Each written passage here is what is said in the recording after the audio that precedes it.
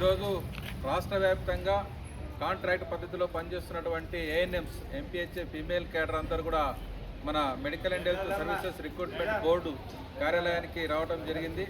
ఈ సందర్భంగా ఏఎన్ఎంల యొక్క పోస్టుల భర్తీ కోసం రిప్రజెంటేషన్ ఇవ్వాలని చెప్పేసి అనుకొని ఈరోజు వచ్చాము. కానీ బోర్డు కార్యదర్శి గారు కావచ్చు, ఇతర సిబ్బంది అందరూ కూడా అక్కడ నర్సింగ్ ఆఫీసర్లకు సంబంధించిన వెరిఫికేషన్ ఉన్నారని చెప్పేసి ఇక్కడ తెలిసింది. ఏ అధికారి కూడా లేరు. అయితే బోర్డుకు సంబంధించిన సెక్రటరీ గారికి ఏఎన్ఎంల తరఫున ఒక రిప్రజెంటేషన్ కూడా ఇవ్వడం జరిగింది. ముఖ్యంగా 1931 పోస్టులకు సంబంధించి 2023లో ఇచ్చిన నోటిఫికేషను 2026 వచ్చినా కూడా ఈ రోజు వరకు కూడా భర్తీ చేయకుండా కాలయాపన అటువంటి జరుగుతూ ఉన్నది. ఈరోజు రిటర్న్ టెస్ట్ పెట్టిన తర్వాత కూడా కాలయాపన జరుగుతూ ఉంది. ల్యాబ్ టెక్నీషియన్ అది పూర్తి చేశారు, మరి నర్సింగ్ ఆఫీసర్ ప్రక్రియ స్టార్ట్ చేశారు. కానీ ఈ రెండింటికన్నా ముందు ఇచ్చినటువంటి ఏఎన్ఎంలది మాత్రం ఇప్పటివరకు కూడా పెండింగ్లో ఉన్న పరిస్థితి ఉంది. హైకోర్టుకు సంబంధించినటువంటి జడ్జిమెంట్ వచ్చిన తర్వాత కూడా కాలయాపన చేయకుండా వెంటనే ఇవ్వాలని చెప్పేసి మేము డిమాండ్ చేస్తూ అనేక సందర్భాల్లో వినతి పత్రాలు ఇచ్చినా కూడా ఈ రోజు వరకు కూడా ఈ యొక్క ప్రక్రియ స్టార్ట్ చేయలేదు. అందుకే ఏఎన్ఎంల రిక్రూట్మెంట్ అంతా కూడా వెంటనే పూర్తి చేయాలని చెప్పేసి మేము ప్రభుత్వాన్ని కోరుతా ఉన్నాం. కాలయాపన చేస్తే మాత్రం పెద్ద ఎత్తున ఆందోళన కూడా చేయాల్సిన పరిస్థితి వస్తుందని చెప్పి సందర్భంగా ప్రభుత్వానికి తెలియజేస్తూ ఉన్నాం.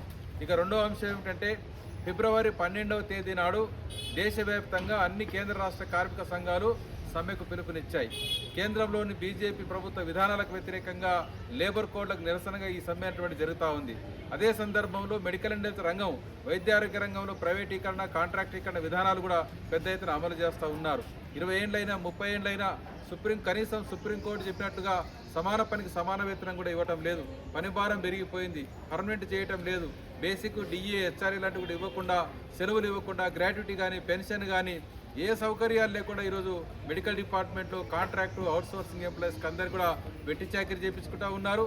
కాబట్టి ఈ డిమాండ్ల పరిష్కారం కోసం అందరినీ పర్మనెంట్ చేయాలని, అలాగే 100% గ్రాస్ శాలరీ ఇవ్వాలని, రిక్రూట్మెంట్స్ అన్ని పూర్తి చేయాలని, అలాగే రెగ్యులర్ ఎంప్లాయీస్ సంబంధించి కూడా డిఏ కానీ వాళ్ళు డిఏలు పెండింగ్లో ఉంటూ ఉన్నాయి. పెన్షన్ బెనిఫిట్స్ కూడా ఉండట్లేదు, పిఆర్సీ ఇవ్వట్లేదు.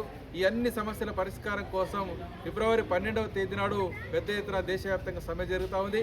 ఈ సమ్మెలో మెడికల్ డిపార్ట్మెంట్లోని ఎంప్లాయీస్ అందరూ కూడా పాల్గొంటామని చెప్పి Telangana United medical and health employees తరఫున ఈరోజు కమిషనర్ గారికి, డిఎంఈ గారికి, వైద్య విధాన పరిషత్ కమిషనర్కు, డిహెచ్కు, అలాగే బోర్డు సెక్రటరీకి అందరికీ కూడా స్ట్రైక్ నోటీసులు ఇవ్వడం జరిగింది.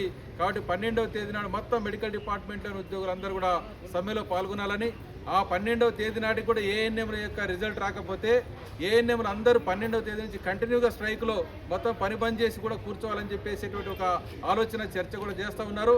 అది కూడా చేయాల్సిన పరిస్థితి వస్తుందని చెప్పేసి ఈరోజు ఈ సందర్భంగా ప్రభుత్వానికి తెలియజేస్తున్నాం.